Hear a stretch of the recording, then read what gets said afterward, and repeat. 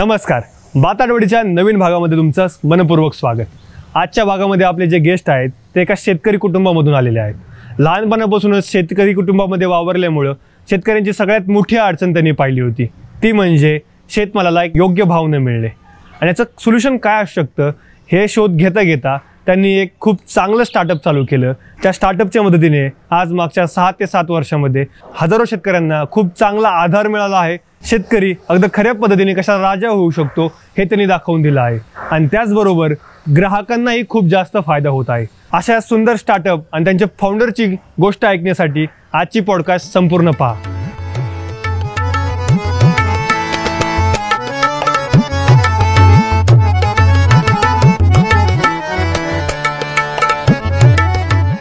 नमस्कार. बाताडवडीच्या नवीन भागामध्ये तुमचं खूप खूप स्वागत. मयूर सर, तुमचं आमच्या चॅनलवरती मनापासून स्वागत. नमस्ते. मयूर सर, तुम्हाला सगळ्यात पहिल्यांदा मला हे विचारायचं की थोडी तुमच्याबद्दल माहिती सांगा की तुमचा जन्म कुठे झाला आणि कौटुंबिक बॅकग्राऊंड काय आहे, एज्युकेशन याबद्दल थोडं सांगा. मी मयूर पवार. माझं गाव शिरूर आहे आणि तिथे म्हणजे पहिल्यापासून माझा एक शेतकरी कुटुंबामध्ये जन्म झाला. तर मी पहिल्यापासून पाहत होतो की आमच्या घरामध्ये कशा पद्धतीने आम्ही शेती घ्यायचो आणि कशा पद्धतीने आमचा शेतीवरती कौटुंबिक उदरनिर्वाह चालायचा. पण त्यावेळेस पाहत असताना माझ्या असं लक्षात आलं की आम्ही खूप चांगल्या पद्धतीने कांदे असतील, बटाटे, वांगे, गवार यासारख्या आम्ही भाज्या, फळभाज्या आम्ही घ्यायचो आणि आम्ही विकण्यासाठी काही व्यापारी किंवा काही APMC पुण्याची किंवा नगरची जी मार्केट यार्ड आहे याच्यावरती आम्हाला सेल करावं लागायचं. आणि त्याच्यानंतर तिथं होणारा जो व्यापाऱ्यांचा किंवा तिथल्या ज्या दलाल आहे त्यांचा जो स्थानिक जो प्रॉब्लेम होता तो मी पाहिला. आणि यामुळं खूप वेळा आम्हाला आमच्या घरची कौटुंबिक परिस्थिती, आर्थिक परिस्थिती याला आम्हाला सामोरं जावं लागलं. आणि मी पाहिलं ही माझा प्रॉब्लेम नाही तर माझ्या गावातल्या बऱ्याच शेतकऱ्यांचा पण हाच प्रॉब्लेम आहे. तर मी ती पाहत असताना माझ्या लक्षात आलं की आपण ह्याच्यावरती काहीतरी सोल्युशन काढलं पाहिजे. जे व्यापारी आपली लूट करतात ते किंवा आपल्याला ज्या पद्धतीने आपली आर्थिक स्टेबिलिटी येत नाही तर त्याला हे कारण मिडल मॅनच लोक आहेत.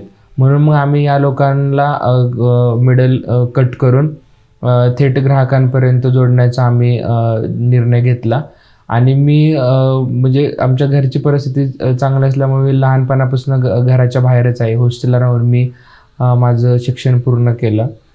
पहिल्यांदा मी श्रीगोंद्यामध्ये शिक्षण पूर्ण केलं. त्याच्यानंतर मी पुण्यामध्ये 11वी-12वी सायन्समधून केली आणि माझं पूर्ण महाराष्ट्रामध्ये 147 रँक होते. त्याच्यामुळे मला VIT सारखं कॉलेज मिळालं इंजिनिअरिंगचं आणि मी इंडस्ट्रियल इंजिनिअरिंगमधून माझं 2019 साली BTech कंप्लीट केलं. ओके. आणि ओव्हरऑल असे काय सिनारिओ होते की ज्यावेळेस तुम्ही शेतीमध्ये काम करायचे, कोणकोणते प्रॉब्लेम होते सातत्याने समोर यायचे आणि आजही त्या शेतकऱ्यांच्या घरात ते येतात असं तुम्हाला जाणवतं? मेन काय आहे की ज्या पद्धतीने कुठलाही शेतकरी त्याच्या मुलाबाळापेक्षा पण जास्त ज्यावेळेस जीव लावून त्या पिकाला उत्पादन घेतो आणि त्यावेळेस सगळं होऊन त्याला ज्यावेळेस मार्केट रेट मिळत नाही किंवा त्याला त्याचा चांगला मोबदला मिळत नाही त्यावेळेस त्याच्यात जो पाहण्याचा जो चेहरा असतो किंवा जी त्याची वेदना असते ती न बघवणारी असते. कारण आपण एखाद्या गोष्टीवरती आपलं पूर्ण 4 महिने 6 महिन्याचं किंवा आयुष्याचं आपण फ्युचर त्या मातीसाठी किंवा आपण त्या पिकावरती अवलंबून ठेवलेलं असतं. आणि त्यावेळेस ज्यावेळेस हार्वेस्टिंग होऊन आपल्या हातात शेवटचा मोबदला येतो आर्थिक स्वरूपात, तो जर तो प्रॉपर नाही आला तर त्याचं पूर्ण आर्थिक परिस्थिती ढासळते आणि याच्यातून बरेचसे शेतकरी आत्महत्याचे वगैरे निर्णय घेतात. तर ही मी जवळून पाहत होतो की आपण स्वतः शेतकरी आहे पण आपण फक्त प्रोडक्शनला जास्त खर्च करतोय. म्हणजे बाहेरचे जे आपण कंपनी पाहिली, हिंदुस्थानी युनिलिव्हर किंवा कुठलीही नामवंत कंपनी तुम्ही पहा, त्याच्यामध्ये जास्तीत जास्त लोक 15 ते 20% त्यांच्या रेव्हेन्यूचा रिझर्व्ह ठेवतात मार्केटिंगसाठी. पण आज आपला शेतकरी जर पाहायला गेलं तर तो 1 रुपया देखील मार्केटिंगसाठी ठेवत नाही. भले की तो 1 लाख रुपये टोमॅटोच्या प्लॉटला म्हणजे हार्वेस्टिंग किंवा तो लागवडीपासून तो खर्च करेल पण तो विकण्यासाठी 1 रुपया पण त्याचं मार्केटसाठी त्यांनी रिझर्व्ह ठेवला नसतो. तर हा जो मेन प्रॉब्लेम आहे तो मी पाहिला की आपण चांगल्या क्वालिटीचं उत्पादन घेतोय पण आपल्याला विकायची आपली मानसिकता नाही आणि आपण विकत नाही प्रॉपर ठिकाणी. म्हणजे जसं की म्हणजे एखादं माती विकणाऱ्याची माती पण जाते आणि न विकणाऱ्याचं सोनं पण जात नाही. तर त्या पद्धतीने त्या मातीतून माझा शेतकरी सोनं पिकवतो पण त्याला विकता येत नाही आणि मग त्याची मातीमोल किंमत होती. तर या पद्धतीने मी तो प्रॉब्लेम आयडेंटिफाय केला आणि त्याच्यावरती काम करायला चालू केलं. असं म्हणजे कोणत्या टायमिंगला असं आता लहानपणापासून तर बघत आलोय तर प्रत्येक, मी पण एक शेतकऱ्याचाच मुलगा आहे तर मी पण लहानपणापासून बघतोय की हाच प्रॉब्लेम आहे की आपले आईवडील खूप मेहनत करून काय कांदे असतील, बटाटे असतील, काही पण आहे ते पिकवत आहेत आणि शेवटच्या क्षणापर्यंत एकदम रिस्कफुल तो बिझनेस पूर्ण करतायत की म्हणजे रिस्कच आहे ना. फार पाऊस येईल का नाही माहीत नाही, पण पाऊस आला तर मग ते जे काय आपल्याला बियाणं आहे ते उगवेल का नाही माहीत नाही, उगवलं तर चांगलं उगवेल का माहीत नाही, आणि चांगलं उगवलं तर परत त्याला जर काही म्हणजे काही आजार झाला बाबा, काहीतरी त्याला कोणते रोगराई झाली त्याच्यावरती, त्याला परत खर्च होणार आहे. ते सगळं केल्यानंतर पण ते नीट होते का नाही माहीत. आणि एवढंच सगळं केल्यानंतर ज्यावेळेस तो हार्वेस्टिंगला येईल त्यावेळेस जर काय वेळी पाऊस आला किंवा काय आलं तरी पण प्रॉब्लेम होऊ शकतो. एवढ्या प्रॉब्लेममधून तो एखादं उत्पन्न बाहेर काढतो आणि बाहेर पाडल्यानंतर मार्केटला जाऊस त्याला माहितीच नाही भाव काय भेटणार आहे आणि मग जाऊन कळते का असा भाव भेटतोय आणि अक्षरशः ती निराशा कायमस्वरूपी दिसतेच आहे. तुम्ही लहानपणापासूनच बघत आलेत आणि आजही भरपूर सगळे शेतकऱ्यांचे स्टार्टअप आहेत की ते प्रयत्न करत आहेत डायरेक्ट सेलिंगमध्ये, जे ग्राहक टू विक्रेता म्हणजे ग्राहकापर्यंत डायरेक्टली जो प्रोड्युसर आहे त्याच्याकडून विकण्याचा प्रयत्न करतात. पण अजून असं मोठं नाव कोणतं बनलं नाही की ज्यांनी खरंच सगळ्यांचा प्रॉब्लेम सॉल्व्ह करून टाकला आहे. तर मग आत्तापर्यंत कोणीच नाही केलं तर मग डोक्यात कशी आयडिया आली, त्याची सुरुवात कुठून झाली आणि मग त्यानंतरचा प्रवास कसा चालू झाला? नाही, मेन तुम्हाला मी सांगितलं की जो मार्केट आपण चांगल्या पद्धतीचं उत्पादन घेतोय आणि आज पाहायला गेलं तर खूप स्टार्टअप्स आहेत, गव्हर्नमेंट आहे, सगळ्यांनीच प्रोडक्शन वाढवणं आणि प्रोडक्शनची क्वालिटी वाढवणं ह्याच्यावरती सगळ्यांनी भर दिलाय. तुम्ही पाहिलं की पहिल्यांदा हरित क्रांतीच्या अगोदर आपल्याकडे अन्नधान्याचा पुरवठा खूप कमी होता, भूकमारी होती, पण हरित क्रांती आली, रासायनिक खतांचा भडीमार वापर चालू झाला आणि त्यातून प्रोडक्शन वाढलं. म्हणजे प्रोडक्शन पण वाढलं, क्वालिटी प्रोडक्शन पण वाढलं, पण त्याच्यामधून जी विक्री व्यवस्था तेवढी पटीने वाढली नाही गेली. मेन उद्देश हाच होता की आपल्या लोकांचं आपल्या मातीतून पोट भरलं पाहिजे, म्हणजे हरित क्रांतीचा हा प्रमुख उद्देश होता. पण ह्या सगळ्या गोष्टी ज्यावेळेस चालू झाल्या त्यावेळेस लोकांनी त्या कधीच मार्केटचा विचार नाही केला की आपली भूकही आपण आपल्या भारतामध्ये भागवली पाहिजे. आणि मग लोकांनी अत्याधुनिक तंत्रज्ञानाचा वापर चालू केला, रासायनिक खतांचा वापर चालू केला आणि त्यातून खूप चांगल्या पद्धतीने मुबलक त्यांनी प्रोडक्शन तयार केलं. पण विकायचं काही ह्याच्यावरती कोणीच विचार नाही केला, ना गव्हर्नमेंटने केला ना शेतकऱ्यांनी केला.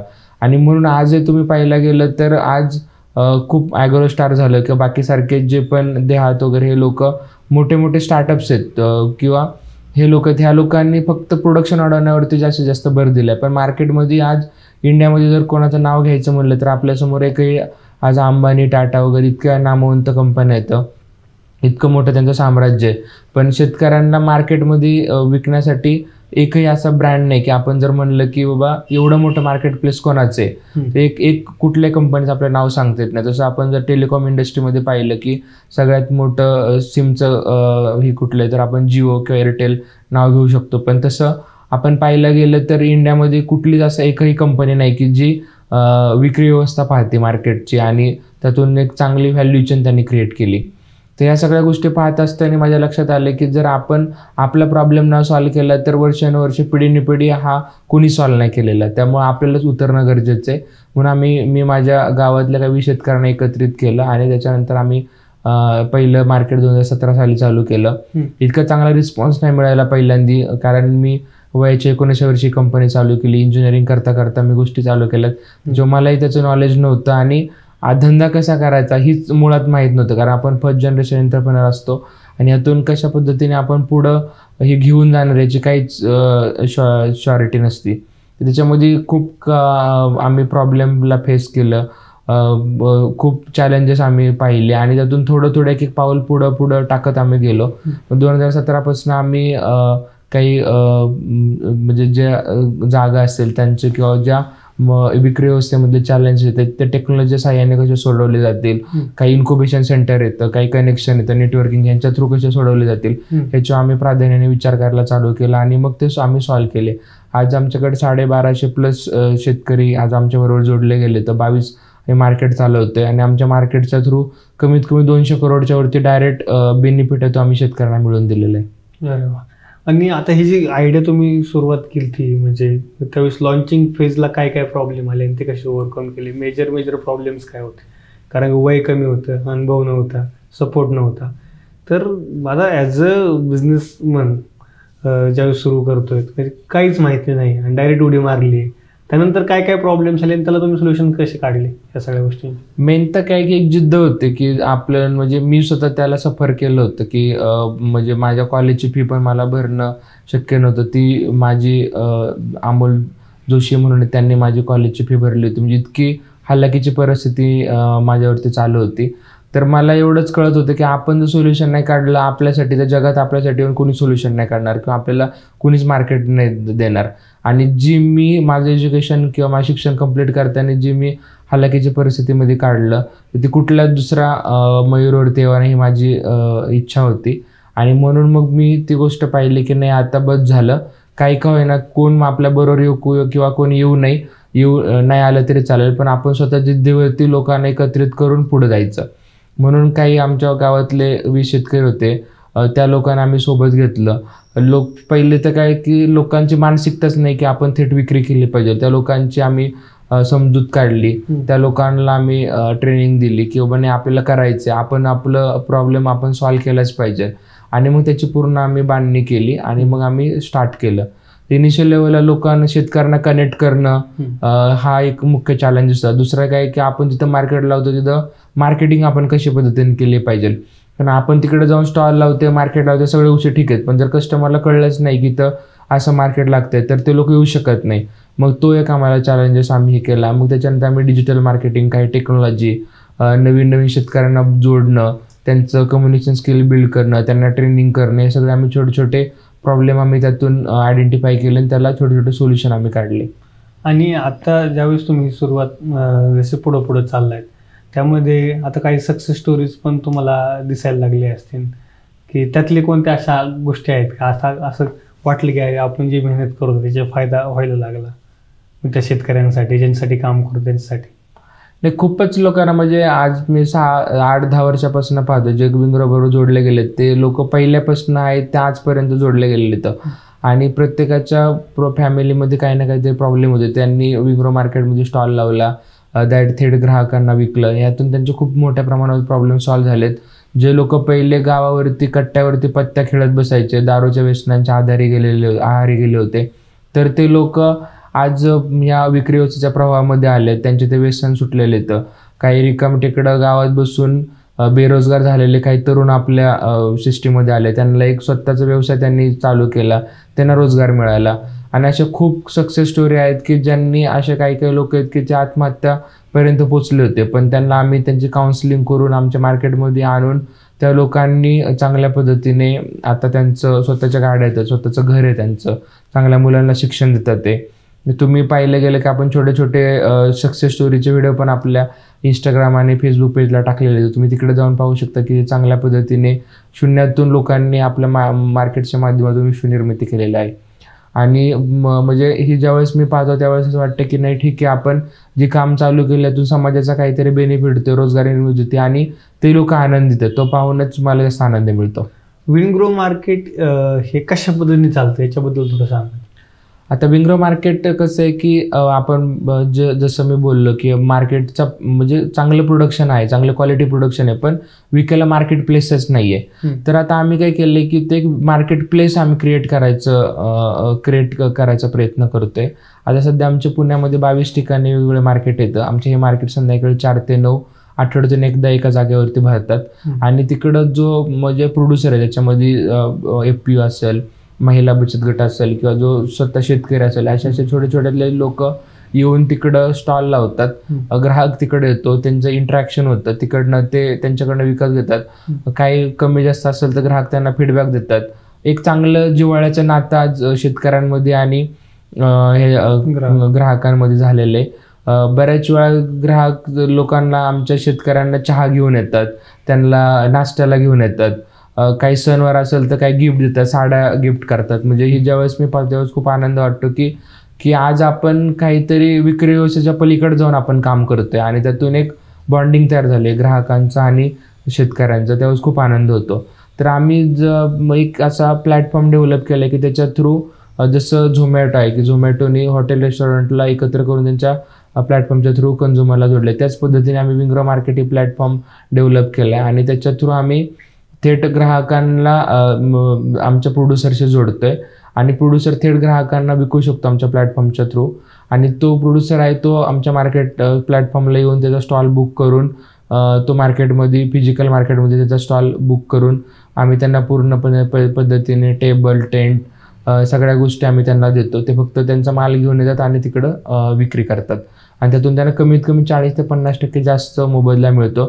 त्याचबरोबर जे कंझ्युमर आहे त्यांना पण clean green fresh fruits and vegetable एकदम रास्त दरामध्ये त्यांच्या घराच्या जवळच मिळतात. त्यातून त्यांनाही फायदा आहे आणि दोघांची विन विन सिच्युएशन होती. तर अशा पद्धतीने आम्ही विंग्रो मार्केट रन करतो. पण ह्याच्यामध्ये आम्ही जास्त टेक्नॉलॉजीचा वापर करणं आणि हायजीन आणि स्टँडर्डायझेशन मेंटेन करणं ही आमची USP. आज तुम्ही पाहायला गेले तर कुठेही रोडला लोक बसतात, 2 स्टॉल होतात, 4 स्टॉल होतात, तिथं विक्री करतात. तर आम्ही त्याच्या पलीकडे जाऊन विचार केला आहे की लोकांना त्यांच्या मोबाईलवरती त्यांच्या घरामध्ये बसून आपल्या मार्केटमध्ये काय लागले काय नाही काय रेटने विकतो आम्ही ती टेक्नॉलॉजी वापरतोय. आम्ही मशीन लर्निंग आर्टिफिशियल इंटेलिजन्सचा वापर करतो जेणेकरून तो प्रोड्युसर आपल्या मार्केटमध्ये स्टॉल होतो त्याला फ्युचरचे फोरकास्टिंग, मार्केटचे ट्रेंड, डिमांड सप्लाय प्रिडिक्शन हे सगळं त्याला त्याच्या मोबाईलवरती मिळेल. जेणेकरून त्याला हार्वेस्टिंग किती घेतलं पाहिजे, कुठल्या सीझनला किती त्याला माल लागणार आहे, त्यांनी त्या पद्धतीने तो प्लॅन करू शकतो. आणि आज पाहायला गेलं तर पूर्ण इंडियामध्ये 40% वेस्टेज आहे. तर आम्ही आमचं म्हणजे हा मानस आहे की आम्ही 10%च्या आतमध्ये वेस्टेज आणू. जर शेतकऱ्याला कळालं की त्याचं डिमांड सप्लाय त्याला कुठल्या सीझनला किती विक्री होणार आहे त्या पद्धतीने त्याचं प्रोडक्शन करेल आणि त्याचं वेस्टेज कमी होईल. तर या पद्धतीने आम्ही कॉस्ट ऑप्टिमायझेशन, क्वालिटी कंट्रोल हे छोट्या छोट्या गोष्टी आम्ही वापरतो. तर मी स्वतः इंडस्ट्रियल इंजिनियर आहे त्याच्यामुळं आम्हाला हे टूल्स कॉलेजमध्ये शिकवले गेलेले तर ते आम्ही छोटे छोटे वापरून स्टँडर्डायझेशन आम्ही इम्प्रूव्ह केलेलं आहे ह्याचं मार्केटचं. आणि आज पाहायला गेलं तर आमचा 97% कस्टमरचा रिटेन्शन रेट आहे. तर इतकं चांगल्या पद्धतीने आम्ही अचिव्हमेंट केलेली. तर असंच आम्हाला मार्केट स्केल करायचं आणि जास्तीत जास्त ह्याच्यामध्ये कॉस्ट ऑप्टिमायझेशन करून एकदम आम्ही 200 ते 300 रुपयामध्ये आम्ही स्टॉल लोकांना उपलब्ध करून देतो. आमचं माणूस याच्यापेक्षा पण आणखी किती कमी रेटने आम्हाला देता येईल त्याचा आमचा प्लॅन चालू आहे. आता जे हा सगळ्यात मोठा प्रॉब्लेम आहे जो की डिमांड आणि सप्लायचा, म्हणजे शेतकरी जो माल बनवतोय तो जर डायरेक्ट ग्राहकापर्यंत जर पोहोचवता आला व्यवस्थित पद्धतीने तर शेतकऱ्याचा आणि ग्राहकाचा या दोन्ही माणसाचा खूप चांगला फायदा होईल. पण याला जसं विनग्रो एक प्लॅटफॉर्म झाला आहे त्यासाठी, अजून यासाठी कोणी काम करतंय का विनग्रो सारखं? विनग्रो सोडून असे कोणते ब्रँड्स आहेत का ऑल इंडियामध्ये ते याच्यावरती काम करत आहेत, या सोल्युशनवरती काम करत आहे? किंवा गव्हर्नमेंट आहे, गव्हर्नमेंट ऑफ महाराष्ट्र आहे, गव्हर्नमेंट ऑफ इंडिया आहे, तर हे गव्हर्नमेंट यासाठी काही काम करतायत का आता तुमच्या माहितीप्रमाणे? नाही, मार्केट लिंकेजवरती तर खूप काम चालतंय पण काय होतं की सस्टेनेबिलिटी हा खूप मोठा फॅक्टर आहे मार्केट लिंकेज इकोसिस्टम मधला. तर आमचं पाहून पण बऱ्याच लोकांनी मार्केट चालू केले, ते मार्केट रन करतात ते आणि त्या पद्धतीने त्यांचं सेलिंग चालू आहे. पण जी स्टँडर्डायझेशन यायला पाहिजे की आता आपण पाहायला गेलं तर पुण्याचं 20,000 करोडचं मार्केट आहे. पण जर तसं पाहायला गेलं तर कोणी एक माणूस सांगू शकत नाही की पुण्यामध्ये हा एक ब्रँड आहे की त्याच्याकडे 10% किंवा 5% पूर्ण मार्केटचा शेअर आहे. म्हणजे इतकं अनसॅच्युरेटेड अनऑर्गनाइज मार्केट आहे. ह्याच्यामुळं मला असं वाटतं की ह्याच्यामध्ये किती जरी लोक आले तरी कमीच आहेत. म्हणजे आमच्यासारखे असे कामं करणारे लोक फार कमी येतं. पण म्हणजे एक टेक्नॉलॉजी प्लॅटफॉर्म वापरून या गोष्टी करण्यासाठी मला तर वाटत नाही की दुसरं कोणी ह्याच्यावरती प्रयत्न केलेला आहे. बिझनेसमध्ये जो शेतकरी आहे त्या शेतकऱ्यांनी जो कोणी आता जी नवीन शेतकरी समजा की जो जुना शेतकरी त्याला थोडंसं टेक्नॉलॉजीमध्ये नाही तेवढं फ्रेंडली होते, पण विनग्रो सारखं मार्केट त्यांना हेल्प करत आहे. पण तुमचं वैयक्तिक मत काय आहे त्याच्यावेळेस? तरुण लोक शेतीमध्ये जात आहेत तर त्यांनी कोणकोणत्या गोष्टीवर लक्ष दिलं पाहिजे? मेन काय की तरुण लोक शेतीमध्ये जात नाही हीच खेदाची बाब आहे. कारण लोकांना फक्त AC मध्ये बसून काम पाहिजे, भले की ते 5,000 असेल 10,000 असेल. मला इतके वाईट अनुभव आहेत की मी कितीतरी लोकांना म्हणजे मार्केटच्या मॅनेजमेंटसाठी किंवा ह्याच्यासाठी घेतलं पण लोकांना काम नाही करायचे. विक्री व्यवस्थामध्ये जर लोकांना उभंच नाही राहायचं म्हणजे लोकांना त्याची लाज वाटते की बाबा मी एज्युकेशन केलंय, मी शेतकऱ्याचा मुलगा आणि मी जाऊन भाजीपाला विकतोय. म्हणजे इतकी वेगळ्या पद्धतीने भाजी विकण्याची म्हणजे लोकांची मानसिकता आहे किंवा त्या पद्धतीने त्या गोष्टीकडे पाहिलं जातं. म्हणजे मी असंच एक सर त्यांच्याशी बोलताना मला त्याने सांगितलं की मयूर, आजपर्यंत तुला कधी सलमान खान अमिताभ बच्चन किंवा शाहरुख खान वगैरे भाजी विकताना कधी तुला कुठल्या पिक्चरमध्ये दिसलंय का? म्हणजे तुम्ही पहिल्यापासून लोकांची ते मेंटॅलिटी बनवली गेली की भाजी विकणं एकदम तुच्छ गोष्ट आहे किंवा खराब गोष्ट आहे, ते फक्त अनएज्युकेटेड लोकांनी किंवा ह्यांनीच केली पाहिजे. पण ह्याच्यामध्ये इतकं मोठं बिझनेस मॉडेल आहे आणि ती लोकांनी केलं पाहिजे, जास्तीत जास्त लोकांनी त्याच्यामध्ये उतरलं पाहिजे, पण ती होत नाहीये. त्याचं खूप जास्त दुःख होतं मला ज्यावेळेस ह्या गोष्टी सगळ्या पाहतो त्यावेळेस.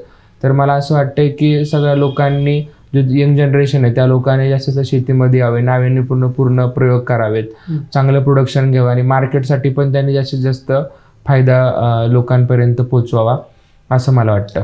अशा काय चुका आहेत की ज्या एकदम नवीन असल्यामुळं आणि मार्गदर्शन नसल्यामुळं तुमच्याकडून झाल्या आणि त्यात जर प्रॉपर एखाद्याचं गायडन्स असेल तर त्या अवॉइड होत्या असं तुम्हाला वाटतं? पहिलं तर सगळ्यात महत्त्वाचं की आपण धंदा म्हणजे काहीच मराठी माणसाला किंवा मराठी उद्योजकाला किंवा मराठी मुलाला माहीत नसतं. आपण करायचं म्हणून करतो, त्याचे काही इथिक्स आहेत, तत्व येतं, काही त्याचे फॉर्म्युले येतं, ते आपण जाणून घेतलं पाहिजे. आपल्याला बिझनेसमध्ये प्रॉफिट अँड लॉस कळला पाहिजे, फायनान्शियल स्टेटमेंट आपल्याला समजले पाहिजे, हे आपल्याला माहीत नसतं. मग आपण काय करतो, कुठल्याही गोष्टीसाठी आपण चालू केलं म्हणून आपल्याला कुठल्याही फ्युचरचे आपल्याकडे बजेट नसतात, काही फायनान्शियल माहीत नसतात, आपले टार्गेट नसतात. आपण काहीतरी करायचं म्हणून छोटंसं चालू करतो आणि ते 8-10 महिन्यामध्ये बंद पडतं. तर ह्या सगळ्या गोष्टी मला असं वाटतात की पहिल्यांदा बिझनेस चालू करायच्या अगोदर आपण पाहिल्या पाहिजे की छोट्यातल्या छोट्या गोष्टीचं आपण मायक्रो प्लॅनिंग केलं पाहिजे, जे बॅकअप प्लॅनिंग आपण तयार करून ठेवले पाहिजे.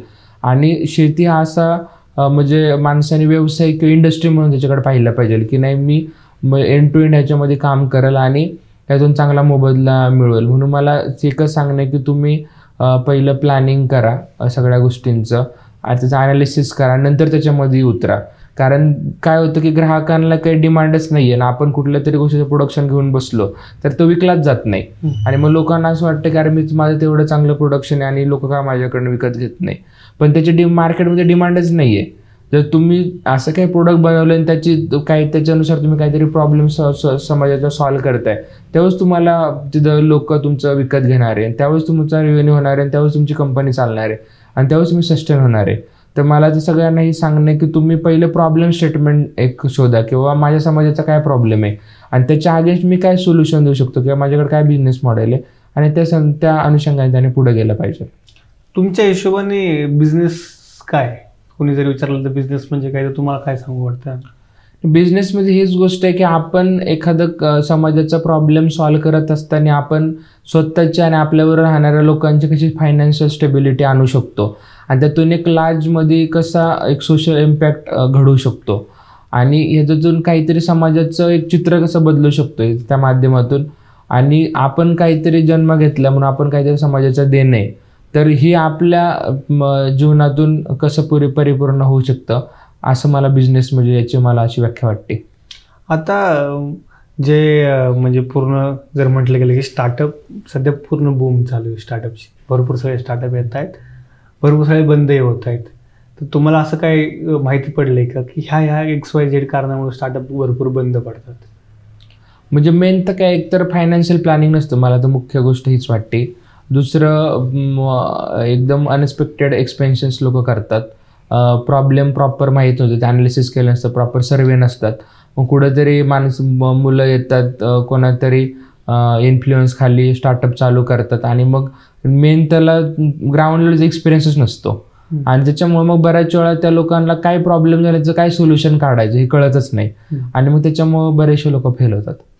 आणि जर आपण प्रॉपरली शेतीविषयी बोललं गेलं, म्हणजे एकदम इंडियाच्या शेतीबद्दल बोललो, भारतीय ॲग्रिकल्चरबद्दल बोललो, तर तुम्हाला ओव्हरऑल काय वाटतं की आपल्या भारतीय शेतीला कोणत्या गोष्टीची अजून कमतरता आहे, शेतकऱ्यांना कोणत्या गोष्टी भेटल्या पाहिजे, गव्हर्नमेंटच्या साईडनी म्हणा किंवा एज्युकेशनच्या साईडनी म्हणा? मला तर असं वाटतं की एक लोकांनी संघटित होणं खूप जास्त गरजेचं आहे. आज प्रत्येक कुठल्याही इंडस्ट्री तुम्ही पाहिलं की बिल्ड झाली तर त्या लोकांनी एकमेकांबरोबर काम चालू केलं, त्यांनी संघटना बनवली, संघटित झालेत आणि मग त्यांनी त्यांचे प्रॉब्लेम सॉल्व्ह केलेत. गव्हर्नमेंट तुम्हाला फक्त हेल्प करेल, तुम्हाला थोडंफार अनुदान देईल, पण तुमचं प्रॉब्लेम नाही सॉल्व्ह करू शकणार. आणि प्रॉब्लेम सॉल्व्ह करायचा असेल तर सगळ्यांनी संघटित होणं, डिमांड काय सध्या मार्केटचं, आपण काय प्रोडक्शन घेतोय हे सगळं शेतकऱ्यांनी पाहिलं पाहिजे. आणि त्यानुसार मग लोकल मार्केटला काय सप्लाय जातोय, डोमेस्टिक मार्केटला काय जातोय, एक्सपोर्ट काय होतं, इंटरनॅशनल मार्केटमध्ये काय डिमांड आहे, आणि त्यानुसार त्यांनी जर प्रोडक्शन घेतलं, हार्वेस्टिंग केलं तर 100% त्यांना त्याचा बेनिफिट होईल. आणि माझं एकच म्हणणं आहे की तुम्ही कमीत कमी कॉस्टमध्ये जास्त प्रोडक्शन कसं घेऊ शकता ही सगळ्यात महत्त्वाची गोष्ट आहे.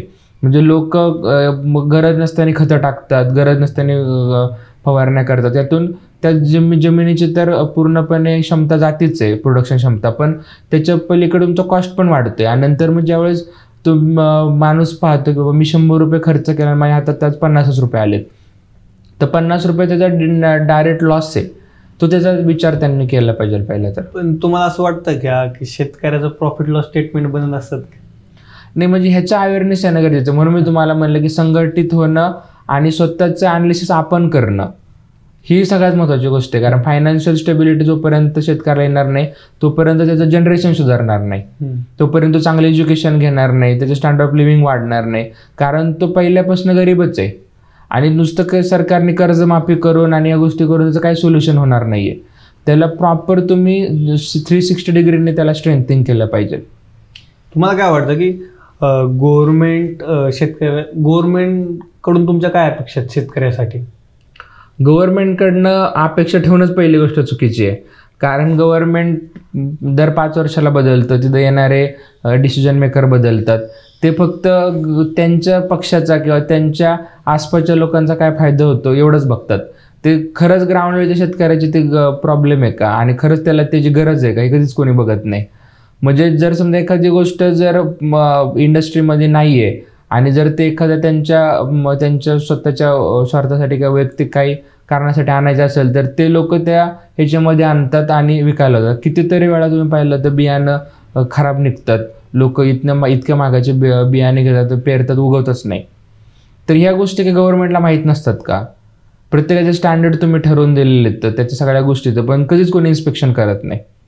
किती वेळा खतं बोगस निघतात, खतं टाकली की त्यातून दुसरंच काहीतरी उगवतं किंवा ती जमिनीत असलेलं जळून जातं. ह्या सगळ्या गोष्टी माहिती आहेत ना. प्रत्येक बॉटलवरती लिहिलेलं आहे की बाबा किती पद्धतीने केमिकल त्याच्यामध्ये पाहिजे, पण कोणीच गोष्टी करत म्हणजे त्याचं हे ॲनालिसिस करत नाही किंवा कोणी त्याला ट्रॅक करत नाही. शेतकऱ्याला जो औषधाचा दुकानदार जो औषध देईल तो घेतो, तो सरळ फवारणी मारतो आणि त्याच्यामुळं आज इतके रोग वाढलेत. म्हणजे त्याला कॅन्सर होतच होते, पण जो कंझ्युम करतो त्यालाही होते. आज नारायणगाव मंचर त्या भागामध्ये तुम्ही पाहिलं गेलं तर एका गावामध्ये 50% लोकांना आज कॅन्सर आहे. म्हणजे ते लोकांना माहीतच नाही. ते लोक सकाळी दुपारी कीड पडली म्हणून आणतात, फवारणी मारतात आणि फवारणी मारतात संध्याकाळी 7 वाजता तेच जाऊन त्याची भाजी काढतात. त्यांना माहीत नाही की हा जो रेसिड्यू आहे की हा 24 तासानंतर निघून जाणार आहे किंवा त्याचं इफेक्ट कमी होणार आहे. त्यांना वाटतं आता जर फवारणी केली तर भाजी पण ताजी, चला लगेच जाऊन खाऊ. आणि ह्या सगळ्या गोष्टींमुळे लोकांचे प्रॉब्लेम झाले. तर ह्यामध्ये गव्हर्नमेंटने अवेअरनेस आणणं गरजेचं आहे. छोट्या शेतकऱ्यांचा जोपर्यंत प्रॉब्लेम सॉल्व्ह होत नाही तोपर्यंत मोठ्या शेतकऱ्यांचा प्रॉब्लेम सॉल्व्ह होऊन काहीच फायदा नाही. आज पाहिलं गेलं तर छोट्या शेतकऱ्यांची कर्जमाफी कमी होते आणि मोठ्या शेतकऱ्यांचे जास्त होते, जे की त्याला गरज नाही, तो ऑलरेडी सिस्टम आहे. आज गावागावात जमिनीचं तुकडीकरण झालेलं आहे. आज 2 एकर होती तर त्याचे 1 एकरमध्ये रूपांतर झालं, 1 एकरची उद्या जाऊन अर्ध्या एकरामध्ये रूपांतर होणार आहे. पण जमिनीचं जसं तुकडीकरण झालेलं आहे त्याच पद्धतीने त्याचं प्लॅनिंग पण झालेलं नाही आहे. आज अर्धा आणि 1 एकरवाला शेतकरी काय प्रोडक्शन घेणार आहे आणि कसं तो स्वतःच्या कुटुंबाला जगवणार आहे? ह्या सगळ्यामध्ये तुम्हाला काय वाटतं की स्वतः शेतकरी तो ह्या गोष्टींना कसं ओव्हरकम करू शकतो? तरी समजा माझ्या पॉईंट ऑफ व्ह्यू ते अजून सोल्युशनच सापडत नाही. विनग्रो मार्केटसारख्या मुवमेंटम जसं म्हणलं तुम्ही अजून किती आले तरी चांगलं होईल. मग अशा प्रकारचे स्टार्टअपला सगळ्यात जास्त व्हावे असंही म्हणू शकतो का की शेती रिलेटेड जे स्टार्टअप आहे ते जास्तीत जास्त ज्यावेळेस वाढतील त्या मार्केटमध्ये अवेअरनेस वाढेल, मार्केटिंग वाढेल आणि त्यानंतर उत्पादन वाढू शकतं त्या गोष्टी. त्याप्रमाणे आता हे जे सगळं चाललं आहे म्हणजे शेतीच्या सगळ्या गोष्टीबद्दल तुम्ही काम करतायत ते झालंच, पण आता शेतकरी बिझनेस पॉईंट ऑफ व्ह्यूनी तुम्ही एक चांगला एक स्टार्टअप सुरू केलं आहे. ह्याच्यामध्ये जो ग्राउंड लेवलला शेतकरी त्याला जर आज म्हणलं की तो फवारे मारतोय किंवा काय म्हणतोय, एक ऑर्गॅनिक एक शेती जी आहे ऑर्गॅनिक फार्मिंग आहे, याच्याविषयी पण आता खूप चांगलं अवेअरनेस वाढत चाललेली आहे. पण खरंच तुमच्या पॉईंट ऑफ व्ह्यूनी ऑर्गॅनिक पालेभाज्या किंवा शेतीतले जे काही उत्पादन आहेत ते घेणं शक्य राहिलं आहे का आज? त्याबद्दल काय माहिती? मला असं वाटतं ऑर्गॅनिक करणं खूप महत्त्वाचीच गोष्ट आहे, पण मी ऑर्गॅनिकला सर्टिफिकेशन किंवा बाकीच्या ज्या गव्हर्नमेंटच्या नॉर्म्स कंडिशन खूप आहेत त्या, आणि ती पण करून आज मी ऑर्गॅनिक प्लॉटला माझ्या शेजारच्या माणसांनी केमिकल फवारलं तर शेवटी तो एअर कंटॅमिनेशन किंवा वॉटर कंटॅमिनेशन येऊन तो माझ्या शेतामध्ये जाणारच आहे, आणि माझं पण 100% ऑर्गॅनिक नाही राहणार आहे. आज सिक्कीम किंवा तिकडचे जे राज्य येतं त्या लोकांनी पूर्णचे पूर्ण राज्यच त्यांनी ऑर्गॅनिक म्हणून जाहीर केलं. तिकडं कोणी त्या पद्धतीने प्रॅक्टिसेस फॉलो करत नाहीये. तर अशा पद्धतीने ज्यावेळेस पूर्ण गाव किंवा पूर्ण एखादा जिल्हा त्या पद्धतीने त्याच्यामध्ये उतरण, त्यावेळेस मला असं वाटतं की 100% ऑर्गॅनिक मुवमेंट कुठेतरी स्टार्ट होऊ शकते. या मुवमेंटबद्दल थोडं डिटेलमध्ये सांगा ना, की जे सिक्कीम किंवा जे काही भाग आहेत जिथं पूर्णपणे ऑर्गॅनिक जाहीर केलंय त्यांनी कशा पद्धतीने काम केलंय? आता त्या लोकांनी म्हणजे तिथं पहिल्यापासूनच कमी केमिकलचा वापर व्हायचा आणि तिथली जमीन पण चांगली होती, पण त्या लोकांनी हवामानात आणि त्याचा पूर्णपणे स्टडी करून कमीत कमी नॅचरल गोष्टींवरती कशा पद्धतीने ते त्यांचं प्रोडक्शन घेऊ शकतात याच्यावरती त्यांनी स्टडी केला, जी मुवमेंट त्यांनी डेव्हलप केली. आणि आपण वैयक्तिक स्वतः फवारणी नाही करायची किंवा केमिकल वापर नाही करायची, स्वतः त्यांनी ठरवलं आणि त्याचे अल्टरनेटिव्ह सोल्युशन डेव्हलप केले. तर म्हणजे असं नाही की केमिकल टाकल्यानंतर शेती होऊ शकते. आज आपण पाहिलं गेलं की आपल्या पाठीमागच्या 2-3 पिढ्या काही त्यांना केमिकल किंवा काही माहीतच नव्हतं, युरिया काय आहे किंवा 1919 काय आहे काही माहीतच नव्हतं. पण आज लोकांनी सवय लावली किंवा तुम्ही ही करा तर तुमची शेती होणार आहे. ह्याला सोल्युशन आहेत ना, तुम्ही गांडूळ खत करा, कंपोस्ट खत आहे किंवा बाकीचे झिरो बजेट नॅचरल फार्मिंग आहे, काही क्रॉप पॅटर्न चेंज केल्यानंतर गोष्टी होतात. तर ह्या गोष्टी तुम्ही जर प्रॅक्टिसमध्ये फॉलो केल्या 100% तुम्हाला त्याचा बेनिफिट मिळेल ना. ओके, मग जर तुम्हाला ऑर्गॅनिक फार्मिंग करायची तर एक किंवा दुसरा शेतकरी ऑर्गॅनिक करणं शक्य नाही, पूर्ण जिल्ह्यांनी पूर्ण गावांनी मिळून किंवा पूर्ण राज्यांनी मिळून एकत्र निर्णय घेतला तर त्याला आपल्याला तिकडे जाता येईल. विनग्रोचा जो सगळा प्रवास चालला होता, विनग्रोच्या प्रवासामध्ये ज्यावेळेस आज तुम्ही काही ज्या सक्सेस स्टोरी बघतात, म्हणजे ग्राहकासाठी असतील किंवा जे सेलर्स आहेत त्यांच्यासाठी, त्या कोणत्या समोर त्या डोळ्यासमोर असे 1-2-4 उदाहरणं आहेत की त्यांचं तुम्ही एकदम जवळून पर्सनली बघितला सगळा प्रवास, की विनग्रोच्या आधीचे ते आणि विनग्रोच्या नंतरचे ते? म्हणजे खूप लोक सांगण्यासारखे, म्हणजे जो आता 100+ शेतकऱ्यांनी डायरेक्ट स्वतःच्या 4 व्हीलर किंवा टेम्पो वगैरे घेतलेत, त्यांनी घरं बांधलेत. म्हणजे असे बरेचसे लोक आहेत की जे लोक येऊन आपल्या म्हणजे स्टॉल त्यांनी लावलेले होते, त्यांच्याकडे काही नव्हतं, पण त्यांनी जिद्दीने सेल केला, तिथलं त्यांच्या ग्रुपमध्ये त्यांनी कामं केले आणि आता चांगल्या पद्धतीने इन्कम घेतात ते. म्हणजे ते नाही म्हणलं तरी महिन्याला त्यांचा 12-15 लाखाचा सेल आहे. तर त्या पद्धतीने त्यांचं काम चालू. अशी कोणती एखादी पर्सनल स्टोरी आहे का जी तुम्हाला सांगू वाटेल, कोणत्या एखाद्या शेतकऱ्याबद्दलची? आता आमच्याकडं म्हणजे टेमकर म्हणून एक स्टॉल होता की त्यांचं फ्लावर कोबी ते मनसरवरून जुन्नर त्या भागात आपण क्लस्टर डेव्हलप केले. ते दुसऱ्याच्या गाडीवरती काम करत होते, ते स्वतः आले, त्यांनी पाहिलं मार्केट, नंतर एका फ्लावर कोबीच्या स्टॉलवर त्यांनी काम केलं, मग त्यांचा ग्रुप बनवला. आता त्यांनी येऊन स्वतःची गाडी त्यांनी घेतलेली आहे, त्यांची गाडी नील झाली, गेल्या 5 वर्षापासून ते काम करतात ते. आणि आज त्यांचा दिवसाला 1000 ते 1200 गड्डा त्यांचा विकला जातो आपल्या मार्केटमध्ये. तर एक त्यांनी स्वतःचं एवढ्या पद्धतीने एक अचिव्हमेंट केलंय, चांगलीच फायनान्शियल स्टेबिलिटी त्यांनी आणली. मुक्तार इनामदार म्हणून एक आहेत की ज्यांनी त्यांचा एक महिला बचत गट होता लोणी व्यंकनाथ श्रीगोंद्यामध्ये.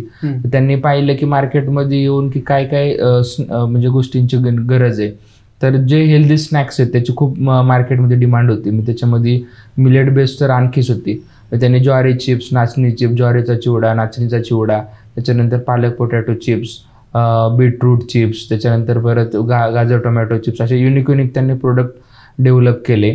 त्यांच्या महिला बचत गटांबरोबर हे केलं, गावाकडची भेळ वगैरे असेल या पद्धतीने, आणि त्यांनी चालू केलं. ते माझ्याकडे आले जाऊ 300 रुपये घेऊन ते इथं पुण्यामध्ये राहिले, आमच्या ऑफिसमध्ये ते राहिले, गाडीमध्ये त्यांनी पहिल्यांदा मालाची वाहतूक केली.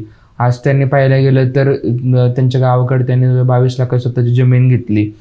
गेल्या महिन्यात त्यांनी स्वतःची स्कोडा गाडी घेतली. म्हणजे पाहत असताना खूप आनंद होतो की इतक्या छोट्या ह्याच्यातून येऊन त्यांनी म्हणजे प्रत्येकाला तो संधी आहेच, पण त्यांनी घेतलेलं कष्ट किंवा त्याच्या पुढं त्यांनी घेतलेली मेहनत आणि त्यातून झालेलं त्यांचं फळ ज्यावेळेस आपण पाहतो त्यावेळेस खूप आनंद वाटतो. म्हणजे असे खूप आहेत लोक, म्हणजे एक्झॉटिक मधले लोक आहेत की ज्यांच्या पहिला 50,000चा सेल होता, आज त्यांचा 8 ते 9 लाखाचा पर मंथ सेल चालू आहे आपल्या मार्केटमध्ये. तर छोट्या छोट्या ह्याच्यातून लोक हे केले. आज काही पालेभाजीवाली लोक आहेत की जे बाहेर कामं करत होते, की त्यांनी म्हणजे आप्पा असतील तर किंवा भोसले पालेभाजी असेल तर त्या लोकांनी येऊन आपल्या इकडे स्टॉल लावला. बाहेरचे त्यांच्या नोकऱ्या गेल्या, त्याच्यानंतर गावातून त्यांनी गट बनवले, तिथून ते आज पालेभाजी वगैरे घेऊन येतात आणि एक चांगल्या पद्धतीने त्यांचं सेल होते. आज 2,000, 2,500 पालेभाजीच्या गड्ड्या त्या आपल्या डेली बेसिसवरती विंग्रो मार्केटमध्ये विकतात. कालच आमच्या आप्पांनी एक नवीन सुपर कॅरी गाडी घेतली. तर ह्या पद्धतीने एक चांगली लोकांची बेनिफिट मिळताना दिसतोय. आज पनीरसारखी छोटीशी कमोडिटी झेंडेवाडी सासवडमधून तो आपला शेतकरी होता, तिथलं त्यांची डेअरीचं पनीर घेऊन, तर आज त्यांनी 6 महिन्यामध्ये त्यांनी स्वतःची, आज 2 व्हीलरवरती येणारा माणूस त्यांनी स्वतःची इको गाडी घेतली. असं खूप जेवढं सांगाल तेवढं कमीच आहे. म्हणजे खूप मोठ्या प्रमाणावरती लोकांचं आयुष्य बदललेलं, इम्पॅक्ट झालेलं आहे. आणि त्यांचे मला 100% वाटतं की आज त्यांचं फक्त जीवन नाही बदललं, त्यांच्या इथून पुढच्या सगळ्या पिढ्यांचं जीवन बदलणार आहे. हे ज्यावेळेस मी पाहतो त्यावेळेस खूप आनंद वाटतो. आता इथून पुढे आता बऱ्यापैकी असं वाटतं की सुरुवात केली तुम्ही चांगल्या पद्धतीने. आता स्वप्न काय विंग्रो मार्केटला घेऊन, तुमचं लाईफ लॉंग स्वप्न काय? म्हणजे मला असं वाटतं की इंडियातलं आम्ही लार्जेस्ट विंग्रो मार्केट नेटवर्क आम्ही डेव्हलप करणार आहे आणि कमीत कमी 1 लाख लोकांना तरी आम्हाला, स्थानिक लोकांना आम्हाला रोजगार द्यायचा आहे आणि एक मायक्रो एंटरप्रेनर बनवायचं. कारण त्यांनी स्वतःच्या पायावरती उभं राहून त्यांनी स्वतः धंदा चालू केला पाहिजे. कारण नोकऱ्या आज कमी राहिल्यात, बेरोजगारी वाढलेली आहे. आज प्रत्येक ठिकाणी सॅच्युरेशन झालेले, IT सारख्या मोठ्या ह्याच्यामध्ये रिसेशन आलेलं आहे.